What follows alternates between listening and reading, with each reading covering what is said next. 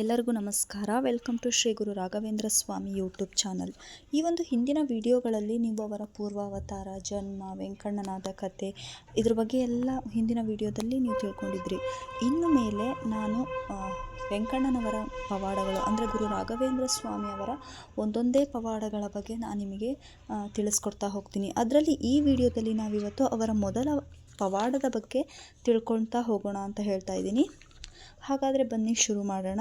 ರಾಘವೇಂದ್ರ ಸ್ವಾಮಿ ಅವರ ಮೊದಲ ಪವಾಡ. ಒಂದ್ಸಲ ತಮ್ಮ ಪಾಂಡಿತ್ಯ ಮತ್ತು ವೀಣಾಗಾನ ಮಾಧುರ್ಯವನ್ನು ಬೀರೋದಕ್ಕಾಗಿ ವೆಂಕಣ್ಣನು ದೇಶಾಟನೆಗೆ ಹೊರಡ್ತಾರೆ. ಇದರಿಂದ ಅಲ್ಪ ಸ್ವಲ್ಪ ಸಂಪಾದನೆ ಕೂಡ ಆಗ್ತಾ ಇರುತ್ತೆ. ಹೀಗೆ ಪರ್ಯಟನೆಯನ್ನು ಮಾಡುವಂತಹ ಕಾಲಕ್ಕೆ ಒಂದು ಊರಿನಲ್ಲಿ ಒಬ್ಬ ನ್ಯಾಯಾಧೀಶರ ಮನೆಯಲ್ಲಿ ವಸತಿ ಮಾಡುವಂತಹ ಪ್ರಸಂಗ ಅವರಿಗೆ ಬರುತ್ತೆ. ದೈವವಶಾತ್ ಅವರ ಮನೆಯಲ್ಲಿ ಬ್ರಾಹ್ಮಣ ಸಮಾರಂಭ ಕೂಡ ಇರುತ್ತೆ. ಅನೇಕ ಬ್ರಾಹ್ಮಣರು ಊಟಕ್ಕೆ ಬಂದಿರ್ತಾರೆ. ಊಟಕ್ಕೆ ಕೊಡುವಂತಹ ಮುಂಚೆ ಬ್ರಾಹ್ಮಣರಿಗೆ ಗಂಧ ಕೊಡಬೇಕಾಗಿರುತ್ತೆ. ಆ ಗಂಧವನ್ನು ತಯಾರಿಸಲು ಮನೆಯ ಪುರೋಹಿತರು ಅಭ್ಯಾಗತರಾಗಿ ಬಂದ ವೆಂಕಣ್ಣ ಭಟ್ಟರನ್ನು ಕೇಳ್ಕೊಳ್ತಾರೆ. ಅಂದರೆ ಶ್ರೀ ರಾಘವೇಂದ್ರ ಸ್ವಾಮಿಯವರಿಗೆ ಆ ಒಂದು ಗಂಧವನ್ನು ತೆಗೆಯೋದಕ್ಕೆ ಹೇಳ್ತಾರೆ. ಆಗ ರಾಘವೇಂದ್ರ ಸ್ವಾಮಿಗಳು ಅಸಮಾಧಾನ ಪಡದೆ ತನಗೆ ವಹಿಸಿದ್ದ ಕಾರ್ಯವನ್ನು ಭಗವತ್ ಸೇವೆ ಎಂದು ಭಾವಿಸಿ ತನ್ನ ಕೈಲಾದಷ್ಟು ಗಂಧವನ್ನು ತೆಗೆದುಕೊಡ್ತಾರೆ. ಊಟದ ಸಮಯದಲ್ಲಿ ಪುರೋಹಿತರು ಬ್ರಾಹ್ಮಣರಿಗೆ ಗಂಧವನ್ನು ಹಂಚ್ತಾರೆ. ಅವರು ಅದನ್ನು ಮೈಗೆ ಹಚ್ಚಿಕೊಂಡ ತಕ್ಷಣ ಅವರ ಮೈಯೆಲ್ಲ ಉರಿಯಲು ಆರಂಭವಾಗುತ್ತೆ. ತಕ್ಷಣವೇ ಅವರ ಮೈಯೆಲ್ಲ ಉರಿಯಲು ಆರಂಭವಾಗಿ ಉರಿ ಎಂದು ಕಿರುಚತೊಡಗುತ್ತಾರೆ. ಆಗ ಗಾಬರಿಯಾದಂತಹ ಮನೆಯ ಯಜಮಾನರು ಪುರೋಹಿತರನ್ನು ಗಂಧವನ್ನು ಯಾರು ತೆಗೆದದ್ದು ಅಂತ ಹೇಳಿ ಕೇಳ್ತಾರೆ.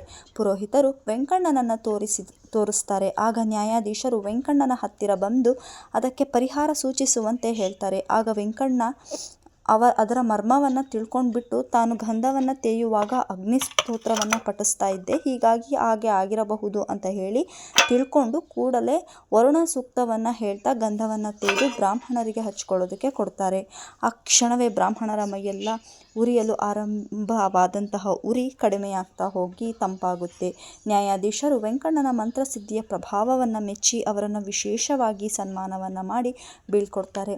ವೆಂಕಣ್ಣನು ರಾಘವೇಂದ್ರ ಸ್ವಾಮಿಗಳಾಗುವುದಕ್ಕೆ ಪೂರ್ವದಲ್ಲಿ ನಡೆದಂತಹ ಪ್ರಥಮ ಪವಾಡವಿದು. ಅಂದರೆ ರಾಘವೇಂದ್ರ ಸ್ವಾಮಿಗಳು ಮುಂದೆ ಆಗ್ತಾರೆ. ಈಗ ಸದ್ಯದ ಮಟ್ಟಿಗೆ ಇದು ವೆಂಕಣ್ಣನವರ ಪವಾಡ ಆಗಿರುತ್ತೆ. ಇವರು ಭುವನಗಿರಿಯಲ್ಲಿರಲು ಒಂದು ದಿನ ಇವರ ಮನೆಗೆ ಕಳ್ಳರು ಬಂದು ಇದ್ದ ಬಿದ್ದ ಹರಕು ಮುರುಕು ಪಾತ್ರೆಗಳನ್ನು ಕಳುವು ಮಾಡ್ಕೊಂಡು ಹೋಗ್ತಾರೆ. ಆಗ ವೆಂಕಣ್ಣನು ಹೆಂಡತಿ ಮಕ್ಕಳನ್ನು ಹಾಗೂ ಶಿಷ್ಯರನ್ನು ಕರೆದುಕೊಂಡು ಕುಂಭಕೋಣಗೆ ಹೋಗಿ ಸ್ವಾಮಿಗಳ ಹತ್ತಿರ ತಮ್ಮ ಪರಿಸ್ಥಿತಿಯನ್ನು ವಿವರವನ್ನು ಮಾಡ್ತಾರೆ. ಆಗ ಕರುಣಾಳುಗಳಾದಂತಹ ಸ್ವಾಮಿಗಳು ಇವರಿಗೆ ಮಠದಲ್ಲಿಯೇ ಪಾಠ ಪ್ರವಚನವನ್ನು ಮಾಡಿಕೊಂಡು ಇರಬೇಕು ಅಂತ ಹೇಳಿ ಅಪ್ಪಣೆಯನ್ನು ಮಾಡ್ತಾರೆ. ಗುರುಗಳ ಆಜ್ಞೆಯಂತೆ ವೆಂಕಣ್ಣನು ಮಠದಲ್ಲಿ ಪಾಠ ಪ್ರವಚನವನ್ನು ಮಾಡ್ತಾ ವಾಸವಾಗಿರ್ತಾರೆ. ಅಲ್ಲದೆ ಇನ್ನೂ ಹೆಚ್ಚಿನ ಕಥೆಗಳಾಗಿ ಈ ಒಬ್ಬರು ಸುಧೀಂದ್ರ ತೀರ್ಥರು ರಾಘವೇಂದ್ರ ಸ್ವಾಮಿ ಅಂತ ಹೇಳಿಬಿಟ್ಟು ಅವರನ್ನು ಸನ್ಯಾಸವನ್ನು ಸ್ವೀಕಾರವನ್ನು ಮಾಡಿಸ್ತಾರೆ. ಇಂದಿನ ತಮಿಳುನಾಡಿನ ತಂಜಾವೂರಿನಿಂದ 5 ಕಿಲೋಮೀಟರ್ ದೂರದಲ್ಲಿರುವಂತಹ ವಡವತ್ತಂಗೈಲ್ ಗ್ರಾಮದ ವೇಲವಳ್ಳಿ ತೊಟ್ಟಂನಲ್ಲಿರುವಂತಹ ಪಾಪನಾಶಂ ಎಂಬ ಚಿಕ್ಕ ಪುಷ್ಕರಣಿ ತೀರದಲ್ಲಿ ಶಾಲಿವಾಹನ ಶಕೆ 1543ನೇ ದುರ್ಮತಿ ಸಂವತ್ಸರದ ಪಾಲ್ಗುಣ ಶುದ್ಧ ಪಾಡ್ಯ ಪ್ರಾತಃ ಕಾಲದಲ್ಲಿ ವೆಂಕಣ್ಣನು ಸನ್ಯಾಸವನ್ನು ಸ್ವೀಕರಿಸ್ತಾರೆ. ಅಲ್ಲದೆ ಶ್ರೀ ರಾಘವೇಂದ್ರ ಸ್ವಾಮಿ ಅಂದರೆ ವೆಂಕಣ್ಣನವರಿಗೆ ಪಟ್ಟಾಭಿಷೇಕವನ್ನು ಮಾಡಿ ಅವರಿಗೆ ಶ್ರೀ ರಾಘವೇಂದ್ರ ತೀರ್ಥ ಅಂತ ಹೇಳಿ ನಾಮಕರಣವನ್ನು ಮಾಡ್ತಾರೆ.